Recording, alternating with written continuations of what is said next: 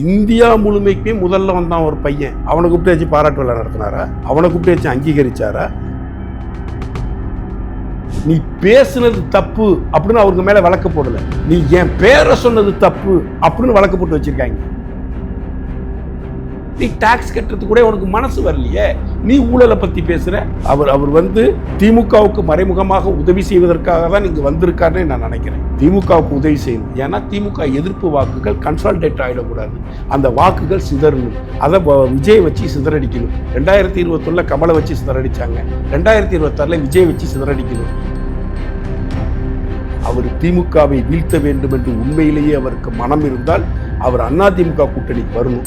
வந்தார்னா திமுகவுக்கு எதிரான நிலையில் இருக்கிறார்னு அர்த்தம். அப்படி இல்லை தனிச்சு தான் போவேன்னு சொன்னா திமுகவை வெற்றி பெற வைப்பதற்காக மறைமுகமாக அரசியலுக்கு வந்திருக்கிறார். விஜய் நேத்தி பேஞ்ச மூலையில இன்னைக்கு முளைச்ச காலம். அவரு தான் நான் சொல்லிவிட்டேன் செய்ய மாட்டேன்னு சொல்லலாம், ஒன்றும் பெரிய தாக்கத்தை ஏற்படுத்தாது மக்கள் மத்தியில். நான் ஜெயிப்பேங்கிறது விஷயம் இல்லை, நீ ஜெயிச்சா என்ன செய்வேன்னு சொல்லணும்ல. நான் ஜெயிச்சிருவேன், ஊழலை ஒழிச்சிடுவேன். நான் ஜெயிச்சிருவேன், நான் ஊழலை ஒழிச்சு. நீ எப்படி ஊழலை ஒழிப்பேன்?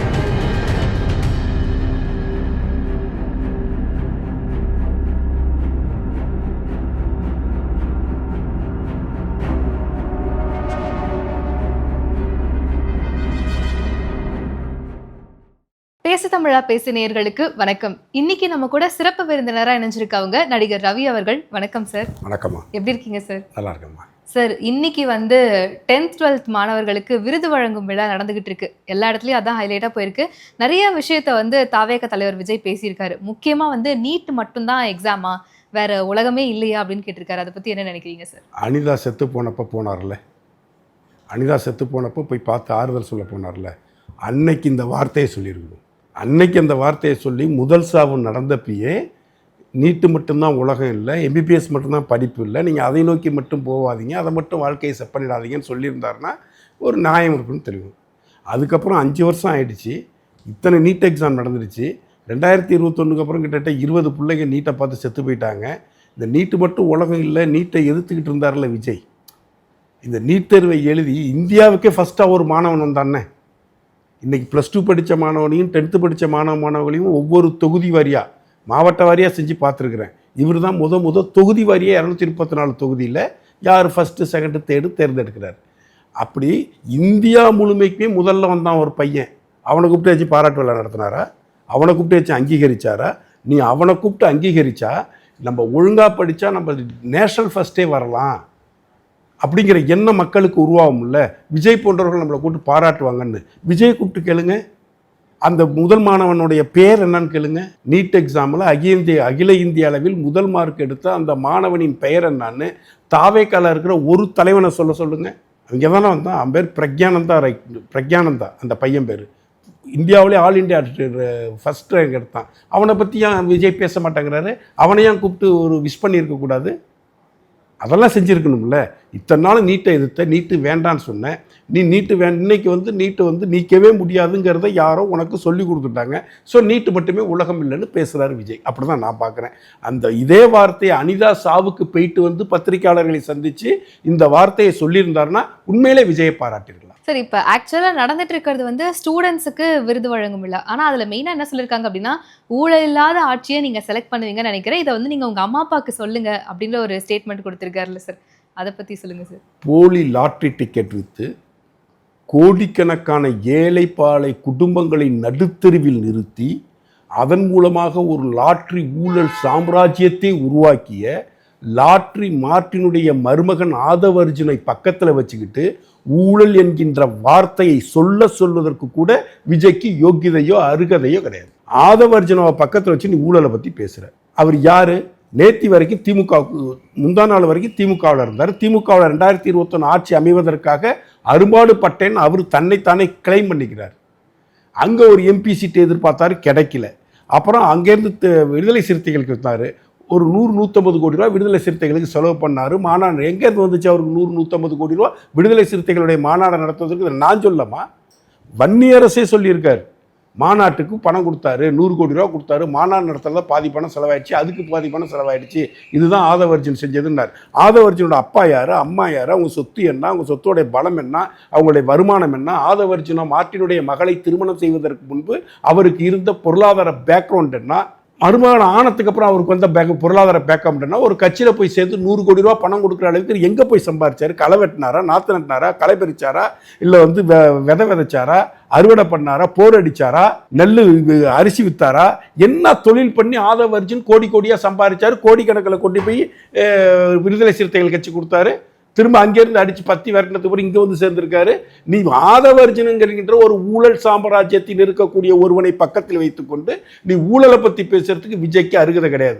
அதுவும் இல்லாமல் லைலா காலேஜில் இவர் அடித்த இவங்க மாமா லைலா காலேஜில் இருந்துக்கிட்டு, லைலா காலேஜில் இருக்கிற அந்த ஜீசஸ் அப்படின்னு ஒரு அமைப்பு இருக்குது. அந்த அமைப்பை வைத்துக்கொண்டு அதில் கோடி கோடியாக கொள்ளையடித்த பணத்தை வைத்து விஜயை வைத்து சினிமா தயாரித்து, அந்த சினிமா தயாரித்த நிறுவனத்தின் மூலமாக கோடிகளில் சம்பாதித்து வைத்திருக்கக்கூடிய நீ ஒரு ஊழல் சாம்ராஜ்ய குடும்பத்தை சேர்ந்தவன். அது சம்பந்தமாக பல யூடியூபர்ஸ் பேசியிருக்காங்கல்ல. நீ பேசுனது தப்பு அப்படின்னு அவருக்கு மேலே வழக்கு போடலை, நீ என் பேரை சொன்னது தப்பு அப்படின்னு வழக்கு போட்டு வச்சிருக்காங்க. நீ பேசுனதே தப்புன்னு விஜய் குடும்பம் வழக்கு போடலை, விஜய் மாமா வழக்கு போடலை, நீ என் பேரை சொன்னது தப்புன்னு வழக்கு போட்டிருக்கான். அப்போ பேரை சொன்னது மட்டும்தான் தப்பு, நீ கொள்ளை அடித்தது சரி. அதான் அதுக்கு உண்மை. ஸோ உன் குடும்பமே கொள்ளை கூட்ட குடும்பம், நீ ஒரு கொள்ளை கூட்ட கும்பல் தலைவனை கொண்டு வந்து மாநில பொறுப்பு கொடுத்து பக்கத்தில் வச்சுக்கிட்டு நீ ஆட்சிக்கு வராதுக்கு முன்னாடியே நான் கேட்குறேன், நீங்கள் விஜய் ஃபேனாமா? ஆமாம் சார். நான் விஜய் ஃபேன்சிட்டி நான் ஒரு கேள்வி கேட்குறேன். ஒரு காரை இறக்குமதி பண்ணுறார், அந்த காருக்கு ஒரு படத்துக்கு 80லேருந்து 100 கோடி ரூபா சம்பளம் வாங்குறாரு. இப்போ நான் ஒரு படத்துக்கு போனால் எனக்கு அதிகபட்சமாக ஒரு 20,000 ரூபா சம்பளம் கொடுப்பானு ஒரு நாளைக்கு. டிடிஎஸ் போக பாக்கி 18,000 ரூபா தான் கையில் வரும். ஆனால் விஜய்க்கு வந்து பிளாக்கில் ஒரு 50-60 கோடி போகும், ஒயிட்டில் ஒரு 50-60 கோடி ரூபா போகும். அதில் பிஸ்னஸ்குள்ளேயும் போவார்.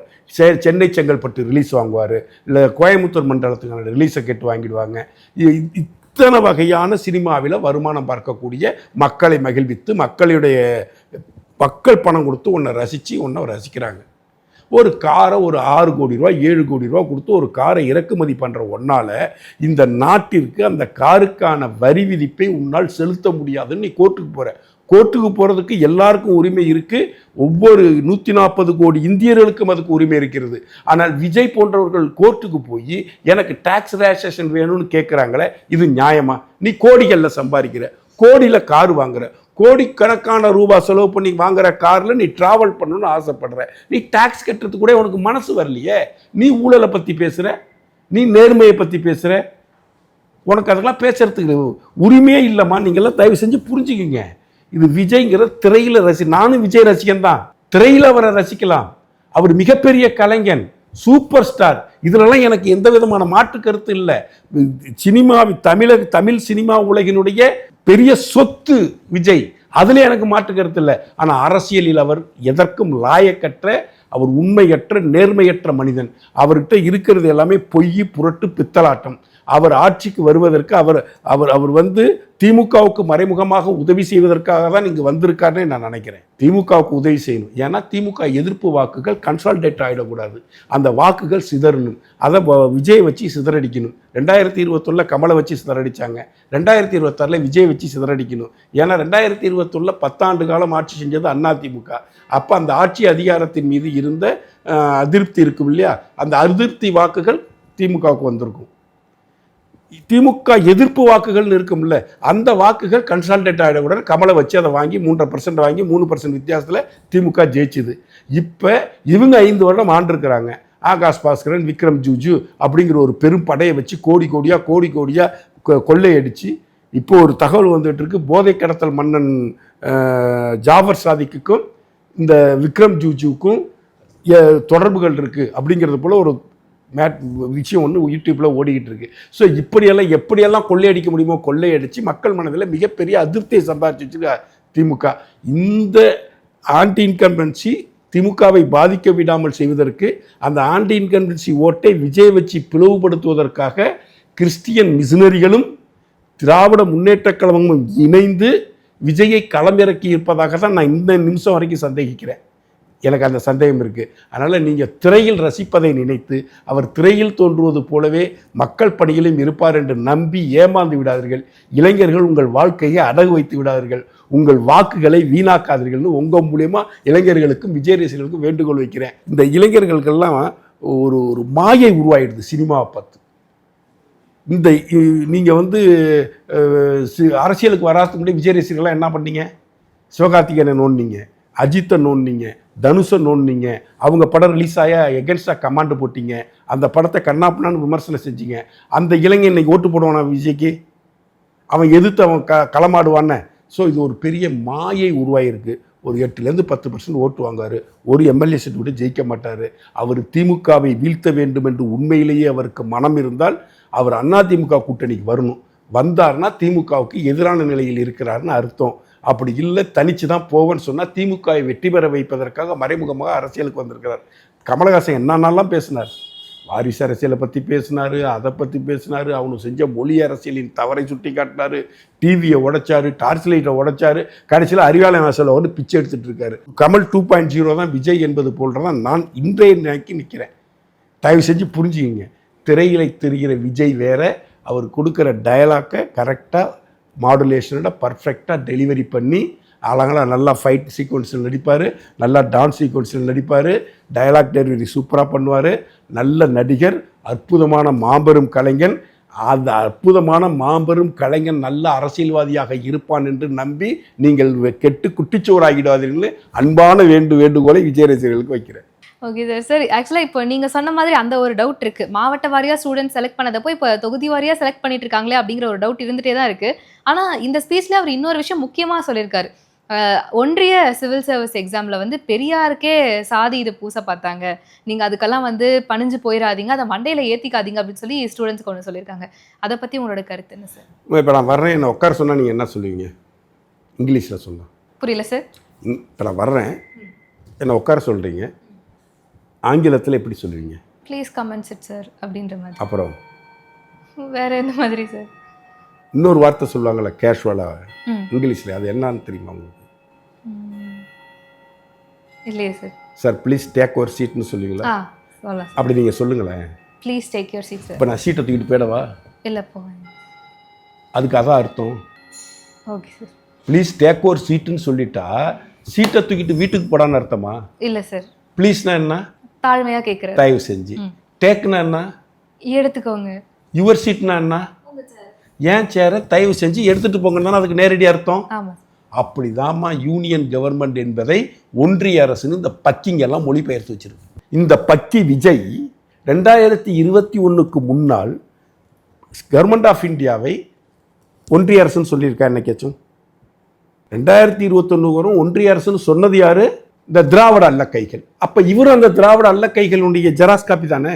யூனியன் ஆஃப் கவர்மெண்ட்னா என்னானே அர்த்தம் தெரியாத ஒரு 10ஆம் பசலித்தனமான ஒரு முட்டாள்தனமான ஒரு போக்கை ஒன்றிய பப்ளிக் சர்வீஸ் கமிஷனா சிவில் சர்வீஸ் கமிஷன் எழுதியிருக்காங்க. சரி, நான் ஒரு கேள்வி கேட்குறேன். பெரியார்னு ஒரு படம் எடுத்தாங்க.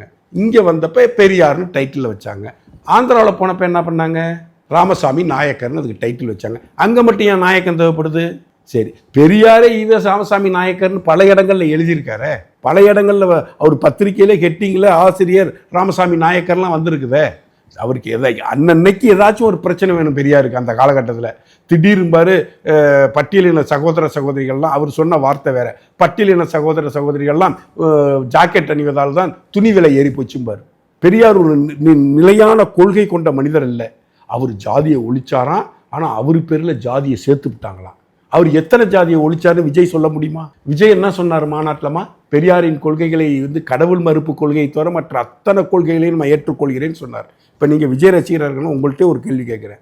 சுதந்திர தினத்தை கருப்பு தினமாக அறிவித்தார் தந்தை பெரியார் ஈவே ராமசாமி நாயக்கர். அந்த சுதந்திர தினம் கருப்பு தினமாக அறிவித்ததை விஜய் ஏற்றுக்கொண்டிருக்காரா? ஏற்றுக்கிட்டாரா? காந்தியாருக்கு பைத்தியம் பிடித்து விட்டது. ஆங்கிலேயன் இந்த நாட்டை விட்டு வெளியேற வேண்டுமா? ஆங்கிலேயன் இந்த நாட்டை விட்டு வெளியேறிவிட்டால் விஞ்ஞானமும் வெளியேறிவிடும். இந்தியர்களால் ஒரு குண்டூசி கூட தயாரிக்க முடியாது. ஆங்கிலேயர்கள் தேசம் முழுவதும் சுதந்திரம் கொடுக்கட்டும், ஆனால் சென்னை ராஜதானியை லண்டனில் இருந்து கொண்டாவது ஆங்கிலேயர்களை ஆட்சி செய்ய வேண்டும்னு சொன்னாரு. அந்த கொள்கையை திரு விஜய் ஏற்றுக்கொண்டிருக்கிறாரா? ஏத்துக்கிறாரா? இல்ல. இன்னைக்கு ப்ரொமோஸ் வச்சு அடிச்சு நாசம் பண்ணிக்கிட்டு இருக்கோம். சைனா தயாரித்த வான் பாதுகாப்பு சாதனத்தையே போய் அடிக்கிறோம். உலகமே மிரண்டு போய் நிற்கிது இந்தியாவை பார்த்து. குண்டுசு கூட தயாரிக்க முடியாதுன்னா இந்த ஆளு. அதுக்கு விஜயோட கருத்து என்ன? சாமி எதிர்ப்பு கொள்கை, தெய்வ எதிர்ப்பு கொள்கை, கடவுள் மறுப்பு கொள்கையை மட்டும்தான் மறுக்கிறேன், மற்றதெல்லாம் ஏத்துக்கிறேன்னு சொன்னார்ல விஜய். இதெல்லாம் ஏத்துக்கிட்டார தந்தை பெரியார் ஈவே ராமசாமி நான் கேட்டது அப்படிங்கிறத விஜய் பிரகடனப்படுத்தணும். தமிழ் ஒரு காட்டு மிராண்டி மொழி. நீங்கள் வீட்டில் கூட தமிழில் பேசாதீர்கள், ஆங்கிலத்தில் பேசுங்கள். வேலைக்காரிகிட்ட கூட ஆங்கிலத்தில் பேசுங்க. நீங்க தமிழில் எழுதாதீங்க, தங்கிலீஷ்ல எழுதுங்கன்னு சொன்னார் தந்தை பெரியார் ஈவே ராமசாமி நாயக்கர். விஜய் இதை ஏத்துக்கிறாரா? தமிழ்ல என்னடா கருமாந்திரம் இருக்கு அப்படின்னு கேட்டவர் தானே. தமிழ் தாய் வாழ்த்தை பத்தி கொச்சையா பேசினவர் தானே. இதெல்லாம் பெரியாருடைய கொள்கை தானே. இந்த பெரியாரிய கொள்கைகளை எல்லாம் திரு விஜய் அவர்கள் ஏற்றுக்கொண்டிருக்கிறாரா?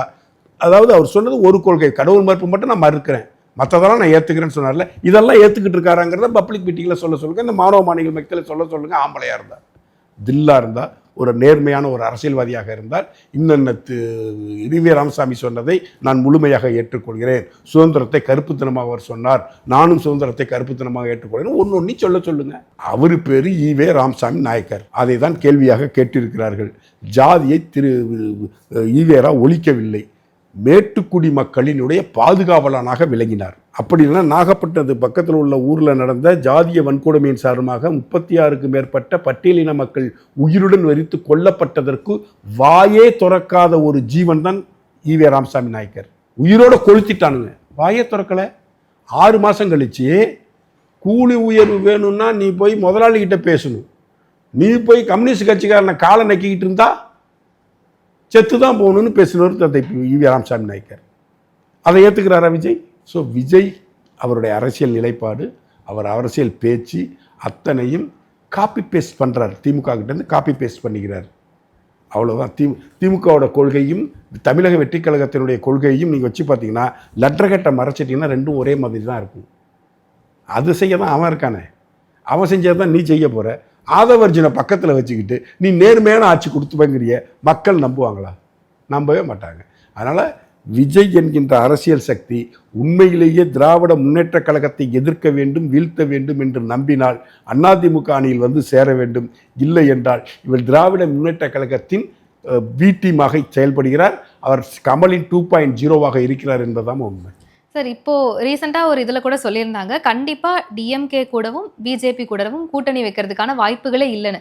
ஆனால் அதிமுக வந்து பிஜேபியோட கூட்டணி அப்படிங்கிறப்போ டிவிக்கு வந்து சேர்றதுக்கான வாய்ப்புகளே இல்லைன்னு சொல்லிக்கிறாங்களே சார். கலைஞரை பற்றி வைகோ பேசாததை இந்த உலகத்தில் கலைஞரை வன்மையாக எதிர்த்த ஜெயலலிதா கூட பேசலை, எம்ஜிஆர் கூட பேசலை. அதிமுகவோட ஒற்றை அஜெண்டா என்னம்மா? திமுகவையும் கருணாநிதியையும் வீழ்த்த வேண்டும் என்கிறது தான் அவங்களோட ஒற்றை எஜெண்டா. திரு எம்ஜிஆர் அவர்களும் செல்வி ஜெயலலிதா அவர்களும் பேச தயங்கிய விஷயங்களை பொது மேடையில் பேசியவர் தான் திரு வை கோபால்சாமி. இன்னைக்கு அவர் எங்கே இருக்காரு? மக்கள் நல கூட்டணி வைத்திருந்த பொழுது அவர் சோழிய வெள்ளாளர், அவங்க செய்யக்கூடிய தொழிலை தொடர்புபடுத்தி விமர்சனம் செய்தவர் தான் இந்த வை கோபால்சாமி. திமுக அடவு வச்சுட்டார்ல. ஸோ அரசியலில் எதை வேண்டுமானாலும் பேசலாம், எதை வேண்டுமானாலும் செய்யலாம். ஆனால் அரசியல் தேர்தல் களம் என்பது வேறு, அரசியல் நிலைப்பாடு என்பது வேறு. நான் இப்படி பேசிட்டேங்கிறதுனால வர வேண்டாம், வர முடியாது அப்படிங்கிறதெல்லாம் ஒன்றும் இல்லை. டிசம்பருக்குள்ளே ஒரு முடிவு எடுப்பார்னு எல்லாரும் சொல்லிக்கிட்டு இருக்காங்க. கருத்து கணிப்பாளர்கள், அரசியல் விமர்சகர்கள்லாம் சொல்கிறாங்க. எடப்பாடி தனிப்பட்ட முறையில் பேச்சுவார்த்தை நடத்தி கொண்டு இருப்பதாக பல்வேறு தகவல்கள் வந்து கொண்டிருக்கின்றன. இவர் திமுகவை வீழ்த்த வேண்டும் என்றால் அவர் அதிமுக கூட்டணிக்கு வரணும். நான் பிஜேபியோட கூட்டணி வைக்கல, என்டிஏவில் இல்லை, நான் அதிமுகவோட இருக்குன்னா அதுக்கு சப்ப கட்டலாம், நிறையா இருக்குமா அரசியலில், அதெல்லாம் செஞ்சுக்கலாம். ஆனால் அவர் உண்மையாக திமுகவை வீழ்த்த வேண்டும் என்று நினைத்தால் தனியாக நின்று வீழ்த்த முடியாது. அவர் தனியாக நின்றால் திமுகவின் வெற்றிக்கு தான் ஒரு உறுதுணையாக இருப்பார் என்பதுதான் சமீபத்தில் வந்த கருத்து கணிப்புகள் கூறக்கூடிய செய்தி. அதான் சார், இப்போ நம்ம பேசு தமிழா பேசு சேனல்ல கூட கல ஆய்வு மேற்கொண்டாங்க. 2 தொகுதிகளில், இப்போ முதல்வரோட தொகுதியும் முன்னாள் முதல்வரோட தொகுதியிலையும், அந்த 2 தொகுதியிலையுமே பார்த்தீங்கன்னா ஒரு 15% ஓட்டு வந்து டிவிகேக்கு தான் நாங்கள் கொடுப்போம் அப்படின்னு சொல்லி மக்கள் கருத்து தெரிவிச்சிருக்காங்க. அதை பற்றி என்ன நினைக்கிறீங்க சார்? இதுதான் 15% ஓட்டு வந்து ஒரு இடத்துல பிரிக்கிறாருன்னு சொன்னால் அது திமுகவுக்கு தான் சப்போர்ட்டாக போகும். திமுக வாக்கையும் கொஞ்சம் ஆட்டையை போடுவார், அது வேறு பிரச்சனை. சில தொகுதிகளில் திமுக தோல்விக்கும் அது காரணமாக இருக்கும். மேஜராக 234 தொகுதிகளில் சுமார் 120 தொகுதிகளில் திமுகவின் வெற்றிக்கு தான் இவருடைய வாக்கு, இவர் பிரிக்க போகும் வாக்கு வந்து திமுகவுக்கு சாதகமாக மாறும்னு நான் கணிக்கிறேன். இது என்னுடைய அரசியல் பார்வையாக இருக்குது. அது திமுகவுக்கு சாதகமாக மாறிவிடும் என்பது தான் என்னுடைய பார்வை. இந்த கருத்து கணிப்பினுடைய விஷயத்தை நானும் கேள்விப்பட்டேன். பேசு தமிழா பேசு பண்ணதை பார்த்தேன், பாண்டே சார் பண்ணியிருந்தாங்க, இன்னொரு சேனல்லையும் வந்துருந்துச்சு. எல்லாத்துலேயுமே இவர் ஆவரேஜாக ஒரு 10 to 12% எல்லோரும் கொடுக்குறாங்க. பட் ஆவரேஜாக ஒரு ஓட்டாக எப்படி கன்வெர்ட் ஆகும், எலெக்ஷன் பூத்தில் போய் எப்படி ஓட் ஆகும்னா ஒரு 6லேருந்து 10% வாக்குகளை விஜய் ஓவராலாக வாங்குவார். ஒரு சீட்டு கூட ஜெயிக்க மாட்டார். அதுதான் இன்றையோட நிலைமை. நீ ஒரு சீட்டு கூட ஜெயிக்காமல் இருக்கிறதுக்கு முதல் எலெக்ஷன்லேயே ஒரு 15 சீட்டை வாங்கி ஜெயிச்சின்னா 15 சீட்டுக்கு எம்எல்ஏவோட தலைவன் நீ. 15 எம்எல்ஏக்கள் உன் கட்சியில் இருந்தால் அந்த எம்எல்ஏக்களை வச்சு கட்சியை வளர்க்கலாம். 15 இப்போ ஒரு சட்டமன்ற தொகுதி கிடச்சிருச்சுன்னா அந்த ஒரு சட்டமன்ற தொகுதியில் இருக்கக்கூடிய எம்எல்ஏக்களை வைத்துக்கொண்டு ஒரு 5 சட்டமன்ற தொகுதியில் கட்சியை பலப்படுத்த முடியும். நான் பலமான கட்சியாக உருவாக முடியும். உன் அரசியல் சிந்தனை இப்படி இருக்கும் பட்சத்தில் கிட்டத்தட்ட 2-3 எலெக்ஷனை சந்திச்சுட்டு தான் அதிமுகவோட கூட்டணி வச்சு விஜயகாந்த் எதிர்க்கட்சி தலைவராகவே ஆனார். உனக்கு முதல் எலெக்ஷன்லேயே அந்த வாய்ப்பு இருக்கிறது. அதை பயன்படுத்தி கொள்வதுதான் புத்திசாலி அரசியல்வாதியின் கணக்காக இருக்கும்.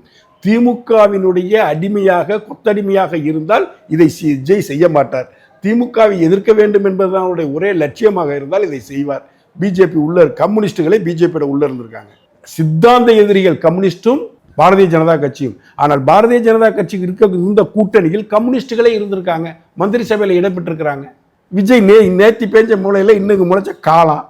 அவரு தான் நான் சொல்லிவிட்டேன் செய்ய மாட்டேன்னு சொல்றதெல்லாம் ஒன்றும் பெரிய தாக்கத்தை ஏற்படுத்தாது மக்கள் மத்தியில்னு நான் நினைக்கிறேன்.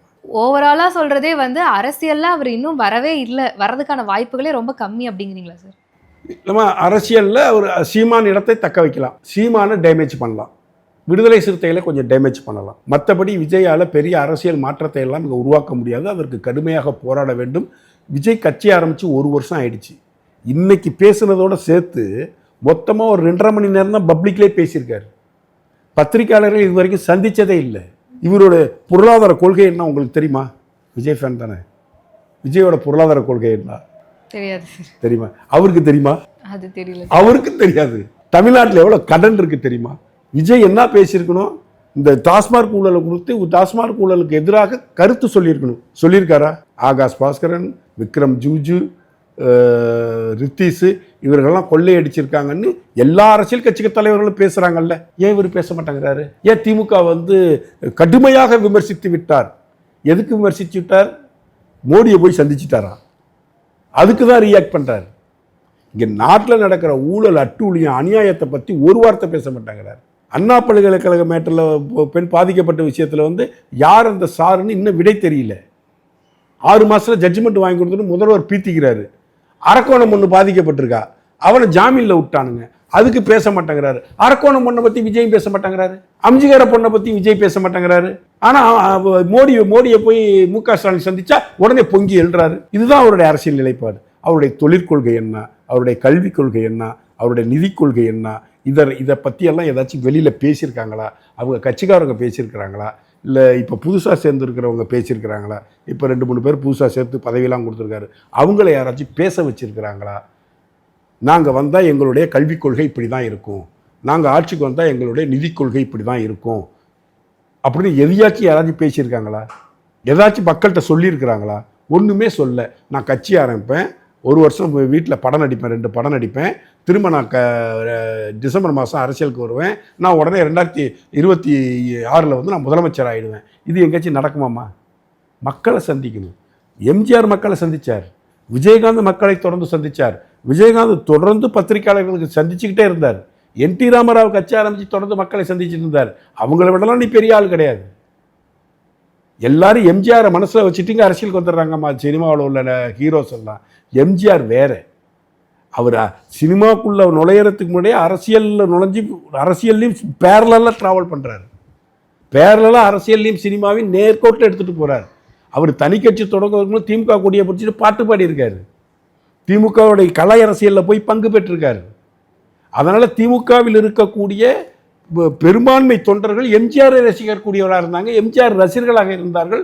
அவர்கள் சுயம்புவாக அரசியல் படுத்தப்பட்டு விட்டார்கள். அதனால் ஒரு கட்சி ஆரம்பித்தப்போ அதில் ஒரு பெரிய முன்னேற்றம் நடந்தது, பெரிய ஆட்சி அதிகாரத்தை வரக்கூடிய ஒரு அமைப்பு இருந்துச்சு. நீ நேற்று வரைக்கும் சினிமாவில் நடிச்சுவிட்டு இன்னைக்கு கட்சி ஆரம்பிச்சுட்டு மக்களையும் சந்திக்க மாட்டேன், மக்களை சந்திக்கக்கூடிய ஊடகங்களையும் நீ சந்திக்க மாட்டேன், ஆனால் நான் ஆட்சி கட்டலுக்கு வந்துடுவேன், நான் ஊழலற்ற ஆட்சி தருவேன்னு சொல்லுவேன். இதை மக்கள் நம்பணுமா?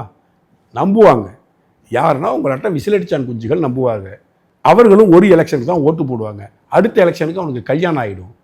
இப்போ 26 வயசில் இருக்கிற ஒரு பொண்ணு நீ வந்து அவர் விஜய் இன்னைக்கு ரசித்து என் தலைவா அப்படின்னு போய் நீ போய் தமிழகத்துக்கு ஓட்டு போட்டுருவேன். இன்னும் 2 வருஷம் கழிச்சு உங்களுக்கு கல்யாணம் ஆகிடும். கல்யாணம்னா குடும்பத்தினுடைய பிரச்சனைகள், குடும்பத்தில் இருக்கிற வரவு செலவு, அப்போ நம்ம யார் என்னான்னு சிந்திக்கக்கூடிய மனப்பக்கம் வந்துச்சுன்னா விஜய் பக்கம் நீங்கள் திரும்பி பார்க்க மாட்டீங்க. ஏன்னா இது டுபாக்கூர்னு அப்போ உங்களுக்கு புரிஞ்சு போயிடும். ஸோ நீ அரசியல் நிலைப்பாடுனா என்னுடைய நிதி கொள்கை இதுதான், நான் என்னுடைய கல்விக் கொள்கை இப்படி தான் இருக்கும், நான் கல்வியை இப்படிலாம் எடுத்துகிட்டு போவேன், இன்னென்ன விஷயங்களை செய்வேன், எங்கள் கட்சி ஆட்சிக்கு வந்தால் நீர் மேலாண்மையை நாங்கள் இப்படி மேற்கொள்வோம், நாங்கள் ஆட்சிக்கு வந்தாக்கா ஊழலுக்கு எதிரான இன்னென்ன விஷயங்களை நாங்கள் முன்னெடுப்போம், அப்படிலாம் சொல்லணும்ல. ஏதாச்சும் சொல்லியிருக்காரா சார்? இப்போ இது எல்லாத்தையும் இவ்வளோ எக்ஸாக்டா சொல்லணும்னு சொல்றீங்களா சார்? இந்த நீர் மேலாண்மை இப்படி இருக்கணும், கல்விக் கொள்கை இது அப்படின்னு அரசியல் கட்சிகள் இப்போ ஆட்சியில இருந்தப்போவே சொல்லியிருப்பாங்க, ஆனா அதை எக்ஸாக்டா செஞ்சிருக்க மாட்டாங்கன்றப்போ, இப்போ வந்து ஒரு கட்சி ஒரு 1 இயர் தான் ஆகுதுன்றப்போ இதுக்குள்ள இவ்வளோ எக்ஸாக்டா சொல்லணும் அப்படின்னு எதிர்பார்க்கறது எப்படி சார்? திமுகவுக்கு மாற்று நான் தான், திமுகவுக்கும் எனக்கும் தான் போட்டி என்று ஒருத்தர் பிரகடனப்படுத்துகிறார். திமுக இன்று ஆட்சி அதிகாரத்தில் இருக்கிறது. திமுக கல்வி திட்டத்தில் இந்த தவறுகளை செய்கிறது, நாங்கள் வந்தால் இதை மாற்றி கொடுப்போம். திமுக நீர் மேலாண்மையில் இப்படிப்பட்ட அநியாயங்களையும் அட்டூழியங்களையும் செய்து மக்களை துன்பத்துக்கு ஆளாக்குது, நாங்கள் வந்தால் நீர் மேலாண்மை கொள்கையை இப்படி நாங்கள் வடிவமைப்போம். இன்று திமுக என்பது நாட்டிலேயே இருக்கக்கூடிய அனைத்து மாநிலங்களிலும் அதிகமாக கடனை வாங்கி 5 லட்சம் கோடிக்கு மேலே கடனை வாங்கி வச்சிருக்கிறாங்க. இந்த 2021 4 வருஷத்தில் 5 கோடி ரூபா 5 லட்சம் கோடி ரூபா கடனை வாங்கியிருக்கிறாங்க. நாங்கள் வந்தால் இந்த கடனை திருப்பி செலுத்துவதற்கான இந்த பொருளாதார கொள்கையின் அடிப்படையில் நாங்கள் நாட்டை வளப்படுத்துவோம் அப்படின்னு அறிவு இருந்தா, புத்தி இருந்தா, மூளை இருந்தா சொல்லணும்ல.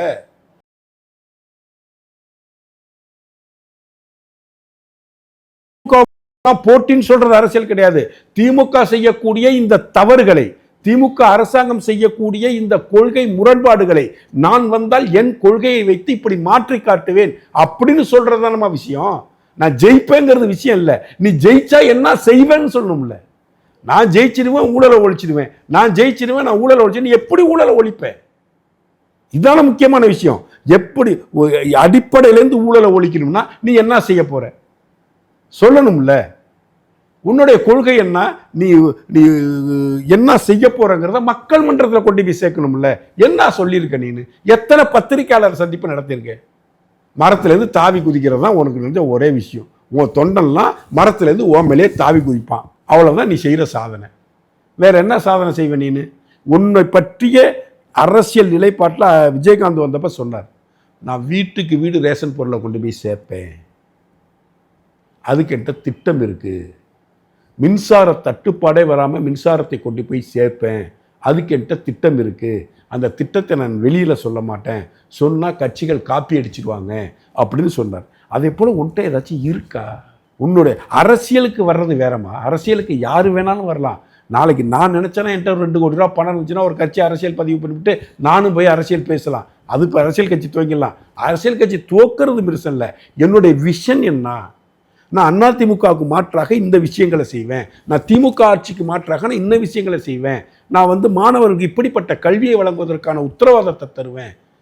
அணைக்கட்டுகள், இத்தனை அணைக்கட்டுகள் கட்ட வேண்டிய பாக்கி இருக்குது தமிழ்நாட்டில், அங்கெல்லாம் அணைக்கட்டுகளை நிறுவுவேன். சொட்டு நீர் பாசனத்தை நான் இன்க்ரீஸ் பண்ணுவேன். நான் தடுப்பணைகளை கட்டி நீரை தேக்கி விவசாயத்துக்கு உதவி செய்வேன். நான் குடிநீர் பிரச்சனை இப்படி தீர்க்கறதுக்கு திட்டம் வச்சிருக்கிறேன் அப்படின்னு ஒரு கட்சியின் தலைவனாக நீ மக்கள் மன்றத்தில் சொல்லணும்ல. என்ன ஆட்சிக்கு வர சொல்லுங்க, ஊழல் மட்டும்தான் இங்கே பிரச்சனையா? அண்ணாவின் பெயரை சொல்லி, பெரியாரின் பெயரை சொல்லி இங்கு ஆட்சி கட்டிலுக்கு வந்தவர்கள் ஊழல் செய்து விட்டார்கள், நானும் அவர்களின் கொள்கையை ஏற்றுக்கொண்டு, அண்ணாவின் கொள்கையும் பெரியாரின் கொள்கையும் நானும் ஏற்றுக்கொண்டு, அவர்களை என் கொள்கை தலைவராக ஏற்றுக்கொண்டு நான் ஊழலற்ற நிர்வாகத்தை தருவேன் தானே பேசினாரு. ஊழலற்ற நிர்வாகம் என்பதே வேற. நிர்வாகத்தை எப்படி செய்ய போறேன்னு சொல்லணும்ல, அதை ஒரு கொள்கை பிரகடனமாக சொல்லணும்ல. ஒன்றிய அரசு, குன்றிய அரசு ஓட்டின சைக்கிளை தானே ஓட்டிகிட்டு இருக்காரு. இவருக்குன்னு புதுசாக ஏதாவது சிந்தனைகள் இருக்கா, செயல்பாடுகள் இருக்கா? ஒன்றும் இல்லை. திமுக ஒன்றிய அரசுன்னா இவரும் ஒன்றிய அரசு. திமுக நீட்டை எதிர்த்தா நானும் நீட்டை எதிர்க்கிறேன், திமுக மும்மொழி கொள்கையை தான் நானும் மும்மொழி கொள்கையை எதிர்ப்பேன். என் பையனை 5 லாங்குவேஜ் படிக்க வைப்பேன், லண்டனுக்கு அனுப்பி படிக்க வைப்பேன். ஒன்று தெரியுமாம்மா, விஜயோட மனைவிக்கும் விஜயோட பிள்ளைங்களுக்குமே விஜயாக்கு ஓட்டு போட முடியாது. அது தெரியுமா உங்களுக்கு? தெரியுமா தெரியாதா? ஏன்னா அவங்க இந்திய பிரஜை இல்லை, அவங்க லண்டன் போய் செட்டில் ஆகிட்டாங்க. தன் மனைவி மக்கள் ஓட்டை கூட தனக்காக பெற்றுக்கொள்ள முடியாத தகுதி உடையவர் தான் திரு விஜய். ஒரு ஏன் அரசியல் கட்சி ஆரம்பிச்சாருன்னு யாருக்குமே தெரியல. புஷியானது பேச்சை கேட்டு ஆரம்பிச்சிட்டாரு. புஷியானது 84 84 சொல்ல மாட்டேன், 84 ஒரு பத்திரிகையாளர் சந்திப்பு நடத்தினார், வக்போர்டு கைத்தாப்புல. பார்த்தீங்களா எவ்வளோ பெரிய காமெடி பீஸு? என்னதாங்க நீங்கள் எதுக்குறீங்க? எந்த சட்டசரத்தை எதிர்க்க? நாங்கள் எல்லாத்தையும் தான் எதுக்குறோம். எல்லாத்தையும் எதுக்குறீங்க? நீங்கள் எதுக்கிறதுக்கான காரணம் என்ன? ஒரு பாயிண்ட் அவுட் பண்ணி சொல்லுங்கள். அவங்க செய்கிறது எல்லாமே எதுக்கக்கூடியது தான். சொன்னாரா இல்லையாமா புஷியானந்த்? புஷியானந்தை போன்ற ஒரு ஞானிகளை வைத்துக்கொண்டு, ஆதவர்ஜுனா போன்ற ஊழல் சாம்ராஜ்ய சக்கரவர்த்திகளை வைத்துக்கொண்டு நீ அரசியல் மாற்றத்தை கொடுத்து விடுவாய் என்று நீ உன்னை நம்புவதே நீ முட்டாள் என்பதை நிரூபிச்சிச்சு. நீ புத்திசாலியாக இருக்கணும், புத்திசாலியாக முடிவெடுக்கணும். சரி, இவ்வளோ நேரம் நிகழ்ச்சியில் வந்து கலந்துக்கிட்டு இவ்வளோ விஷயங்கள் பேசினதுக்கு ரொம்ப நன்றி சார். நன்றிம்மா, வணக்கம்.